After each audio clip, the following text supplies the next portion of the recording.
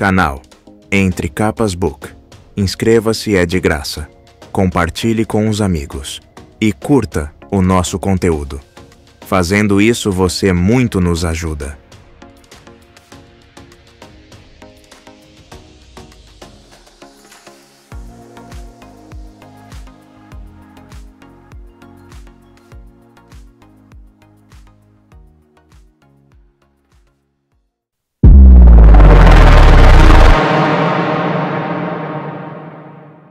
Capítulo 79. Ecos de Trovão.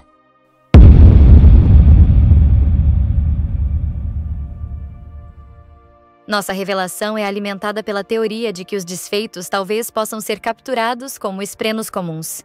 Isso exigiria uma prisão especial. Imeliche. Da gaveta 30 a 20, terceira esmeralda.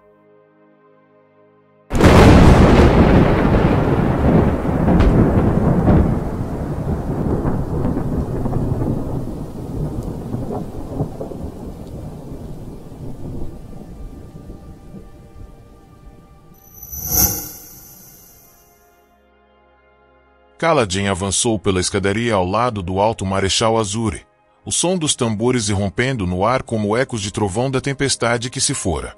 Ele contou as batidas.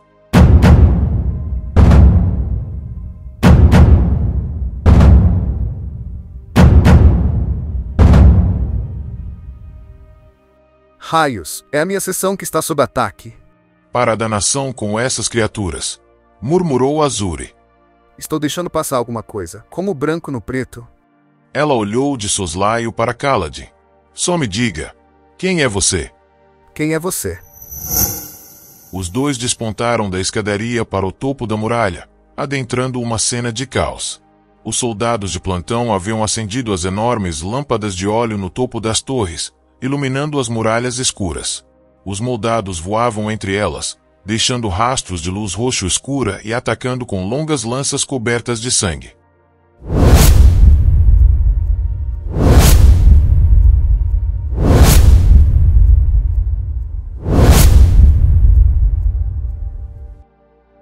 Homens jaziam gritando no chão ou encolhidos aos pares, segurando escudos como se tentassem se esconder dos pesadelos acima. Kaladin e Azure se entreolharam, então assentiram um para o outro. Depois, ela saiu para a esquerda e Kaladin correu para a direita, gritando para que os homens entrassem em formação. Sil girava ao redor da cabeça dele, preocupada, nervosa. Kaladin pegou um escudo do chão e agarrou um soldado pelo braço, arrastando-o e juntando os escudos. Uma lança desceu e ribombou contra o metal, fazendo Kaladin tremer com o choque. O esvaziador voou para longe. Angustiado, Kaladin ignorou os feridos e aqueles que sangravam, cobertos de esprenos de dor corrompidos. Reuniu os remanescentes dispersos do 8º pelotão enquanto seus próprios homens paravam desajeitadamente na saída da escadaria. Eram seus amigos, as pessoas com quem compartilhavam uma caserna. Em cima, à direita, gritou Sil. Kaladin se preparou e usou seu escudo para desviar a lança de um esvaziador que passou voando. Uma segunda esvaziadora o seguiu, usando uma longa e tremulante saia de pano carmesim. A maneira como ela voava era quase hipnótica, até o momento em que a lança dela cravou o capitão Dedanor contra as ameias da muralha. Então o levantou e o jogou para fora. Ele gritou enquanto despencava rumo ao chão abaixo. Kaladin quase saiu da sua posição e correu atrás dele, mas se obrigou a permanecer na fileira. Procurou, por instinto, a luz das tempestades em sua bolsa, mas se conteve. Usá-la atrairia gritadores. Naquela escuridão, usar até mesmo uma pequena quantidade revelaria o que ele era. Todos os moldados o atacariam juntos. Ele se arriscaria a minar a missão de salvar a cidade inteira. Naquele dia, seria melhor proteger através de disciplina, ordem e mantendo a cabeça fria. Esquadrões 1 e 2 comigo. Gritou ele. Vardinar, você fica com os 5 e 6? Faça com que seus homens distribuam piques, então peguem arcos e vão para o topo da torre. Noro, Pegue os esquadrões 3 e 4 e se instalem na passagem da muralha logo além da torre. Meus homens vão proteger este lado. Vão. Ninguém reclamou enquanto se apressavam em seguir suas ordens. Kaladin ouviu gritos do alto marechal mais adiante ao longo da muralha, mas não teve oportunidade de ver como ela estava se saindo. Enquanto seus 2 esquadrões finalmente montavam uma parede de escudos apropriada, um cadáver humano desabou na passarela da muralha ali perto. Ele havia caído de bem alto, ou talvez tivesse sido projetado para o céu e só agora houvesse despencado. A maioria dos homens feridos era de arqueiros do 8º pelotão. Parecia que eles haviam sido jogados do topo da torre. Não podemos combater essas coisas, pensou Kaladin. Os esvaziadores atacavam em amplos mergulhos, vindos de todas as direções. Era impossível manter uma formação normal sob um assalto daqueles.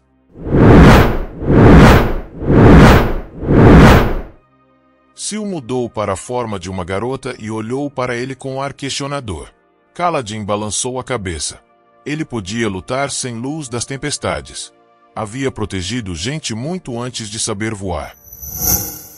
Começou a dar ordens, mas o moldado passou, acertando os piques deles com um escudo grande. Antes que os homens pudessem se reorientar, outro os atropelou, fazendo os soldados se dispersarem aos tropeços. Um brilho violeta fumegava do corpo da criatura enquanto ela voava ao redor com sua lança, brandindo-a como um enorme cajado. Kaladin se desviou por instinto, tentando manobrar seu pique. O moldado sorriu enquanto a formação se desintegrava. Era um macho, parecido com um Parshendiano, com placas superpostas de armadura de quitina descendo pela testa e se elevando das maçãs do rosto, que era marmorizado em preto e vermelho. Kaladin nivelou seu pique, mas a criatura mergulhou por cima dele e pressionou a mão contra o peito de Kaladin. Ele sentiu que estava ficando mais leve, mas também subitamente começou a cair para trás. A criatura havia usado uma projeção nele. Kaladin tombou para trás, como se estivesse caindo de um parapeito, desabando ao longo da muralha rumo a um grupo dos seus homens. O moldado queria que Kaladin se chocasse com eles, mas havia cometido um erro. O céu era dele. Kaladin respondeu imediatamente à projeção e reorientou-se em um piscar de olhos. Para baixo tornou-se a direção para onde estava caindo. Ao longo da passarela, na direção da torre do posto da guarda. Seus homens pareciam colados na encosta de um despenhadeiro, virando-se na direção dele, horrorizados. Kaladin foi capaz de tomar impulso contra a pedra com a base do seu pique, movendo-se para o lado, de modo que passou zunindo por seus homens em vez de se chocar com eles. Sil juntou-se a ele como uma fita, e Kaladin girou o corpo, caindo de pé ao longo da passarela até a torre da guarda abaixo. Foi capaz de se impulsionar levemente, de modo a cair direto na porta aberta. Ele soltou o pique, então pegou a beirada do umbral da porta ao passar. Parou de modo brusco, os braços protestando contra a dor, mas aquela manobra o desacelerou o suficiente. Quando ele se balançou e se soltou, caiu através da sala, passando pela mesa de jantar, que parecia grudada na parede, e pousou na porta oposta, dentro do edifício. Ele se moveu até o outro umbral, que dava para a passarela onde havia posicionado o esquadrão de Noro. Barba e Ved brandiam piques rumo ao céu, parecendo nervosos. Kaladin, disse Sil. Acima. Ele olhou para cima, através da porta por onde havia entrado. O esvaziador que o havia projetado descia em um rasante, carregando uma lança. Ele fez uma curva para passar pela torre, preparando-se para dar a volta bruscamente e atacar Barba e os homens do outro lado. Kaladin rosnou e avançou ao longo da parede interna da torre. Se puxou para passar pela mesa. Então se lançou por uma janela.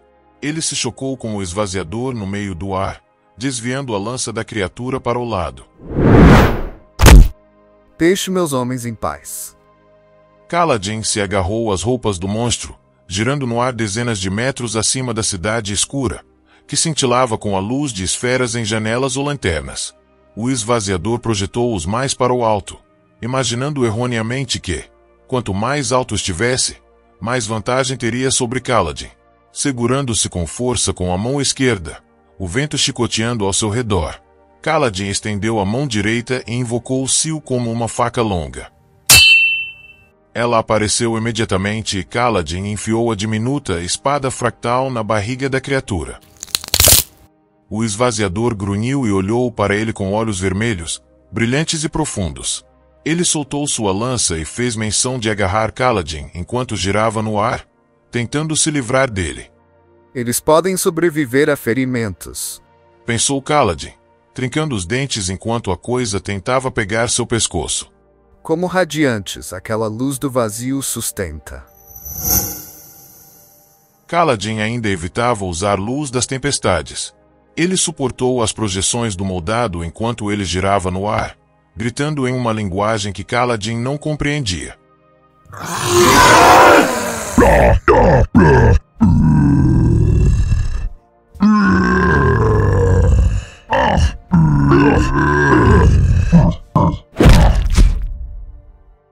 Tentou manobrar a faca fractal e cortar a espinha da criatura. A arma era inacreditavelmente afiada, mas, no momento, o ponto de apoio e a desorientação eram fatores mais importantes. O esvaziador grunhiu. Então projetou a si mesmo. Com Kaladin se segurando nele, de volta para baixo, rumo à muralha. Eles caíram rapidamente, uma projeção dupla ou tripla, em espiral e zunindo rumo à passarela da muralha. Kaladin, a voz de Sil em sua cabeça. Estou sentindo uma coisa sobre o poder dele. Corte para cima, na direção do coração. A cidade, a batalha, o céu, tudo se tornou um borrão. Kaladin afundou mais a espada no peito da criatura, empurrando-a para cima, procurando. A faca fractal atingiu algo duro e quebradiço. Os olhos rubros do moldado subitamente se apagaram. Kaladin torceu o corpo, colocando o cadáver entre ele e a passarela da muralha. Aterrissaram com força e ele quicou para longe do cadáver, então atingiu as pedras com um estalo. Grunhiu, os olhos relampejando de dor, e foi forçado, por instinto, a inspirar luz das tempestades para curar os danos da queda. A luz fluiu através dele, consertando ossos quebrados, reparando órgãos. Ela se esgotou em um momento e ele se forçou a não extrair mais, em vez disso se obrigando a se levantar e sacudindo a cabeça. O esvaziador estava caído na passarela da muralha ao lado dele, olhos vazios. Estava morto. À frente, os outros moldados começaram a voar em retirada, deixando um grupo arrasado e surrado de guardas. Kaladin se levantou, cambaleando. Sua seção na muralha estava vazia, exceto pelos mortos e moribundos. Ele não reconheceu ninguém. Havia atingido a muralha a cerca de 15 metros da posição do seu pelotão. Sil pousou no seu ombro e lhe afagou a lateral da cabeça. Esprenos de dor ocupavam a muralha, se arrastando para um lado e para outro na forma de mãos sem pele. Esta cidade está condenada, Pensou Kaladin enquanto se ajoelhava junto de um dos feridos e rapidamente preparava uma bandagem, cortando um manto caído. Raios. Talvez estejamos todos condenados. Não estamos nem de longe preparados para combater essas coisas. Parecia que o esquadrão de Noro, pelo menos, havia sobrevivido. Eles desceram a muralha em passo rápido e se aglomeraram ao redor do esvaziador que Kaladin havia matado, cutucando-o com a base dos seus piques. Kaladin amarrou um torniquete, então passou para o próximo homem, cuja cabeça ele enfaixou. Logo, os cirurgiões do exército ocuparam a muralha. Kaladin recuou, coberto de sangue, mas mais irritado do que cansado. Ele se voltou para Noro, Barba e os outros, que haviam se reunido ao seu redor. Você matou um, disse Barba, apalpando seu braço com o glifo amuleto vazio. Raios! Você realmente matou um, Cal. Quantos vocês já derrubaram? Indagou Kaladin, percebendo que nunca perguntara isso. Quantos a guarda da muralha matou durante os assaltos nessas últimas semanas? Seus homens se entreolharam. Azur espantou alguns, disse Noro. Eles têm medo da espada fractal dela. Mas quanto a esvaziadores mortos? Esse é o primeiro, Cal. Raios.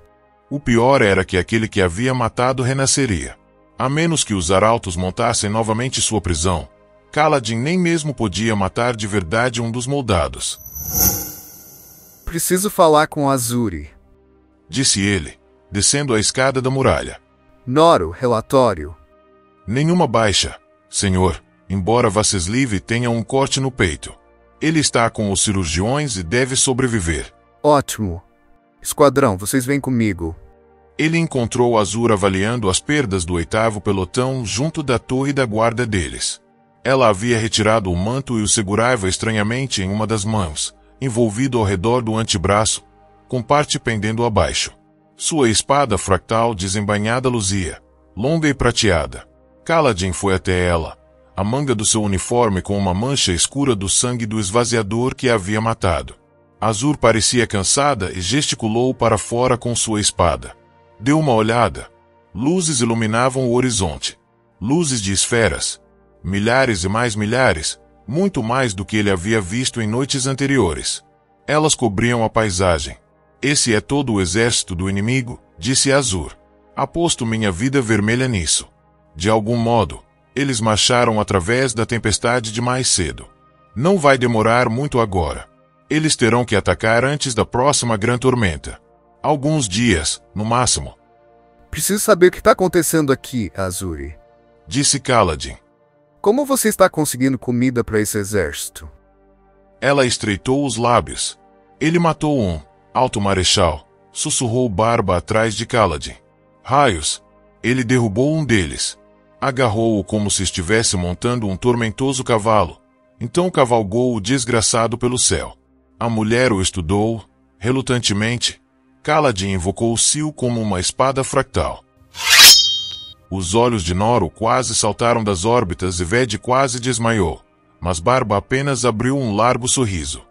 Estou aqui, disse Kaladin, pousando a espada Sil no ombro. Sob ordens do rei Ellocar e do Espinho Negro. Meu trabalho é salvar Kholinar.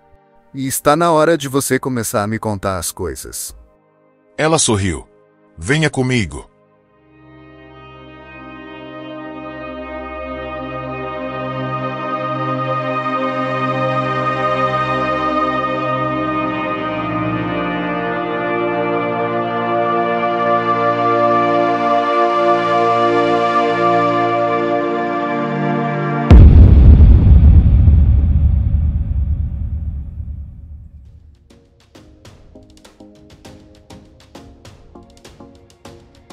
Canal Entre Capas Book.